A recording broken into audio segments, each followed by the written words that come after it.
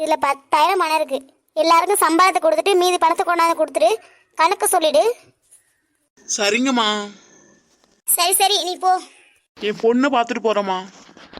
கிச்சனில் தான் இருப்பா, பார்த்துட்டு போ, வர சொல்கிறேன். ஏய் வாணி, யாருடி இந்த ஆளு? காயத்ரி அப்பாவாடி? தெரிலடி.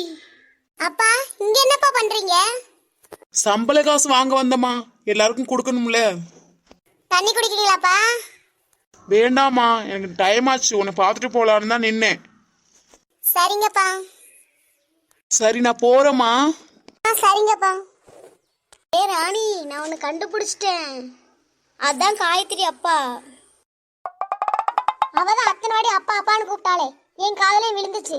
கண்டுபிடிச்சாலாம், கண்டுபிடிப்பு, பெரிய கண்டுபிடிப்பு. வாயை மூட்டு நில்லடி. ரொம்ப ஓவரா தான் வர வர இவ பண்றா. என்னடி யோசிச்சுட்டு நிக்கிற? என்ன மனசுக்குள்ளே திட்டுறியா? இல்லடி ராணி, எப்படி இவ்வளவு கரெக்டா கண்டுபிடிச்சா? ஏய் வாணி, அந்த பணத்தை போய் எடுத்துட்டு வா. எந்த பணத்தை? அந்த டேபிள்ல இருக்குல்ல, அந்த பணத்தை தான். என்னது? என்னால முடியாது, யாராச்சும் பார்த்தா என்னை கொன்னுடுவாங்க. இப்ப நீ போய் எடுக்கல, உன்னை நானே கொன்னுடுவேன்.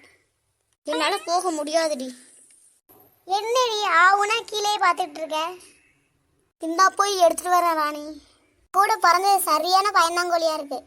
இந்தா ராணி, வா ரூமுக்கு போகலாம். ஸ்ட்ரேகிட்ட நீ இதை பத்தி வாயை திறக்கவே கூடாது.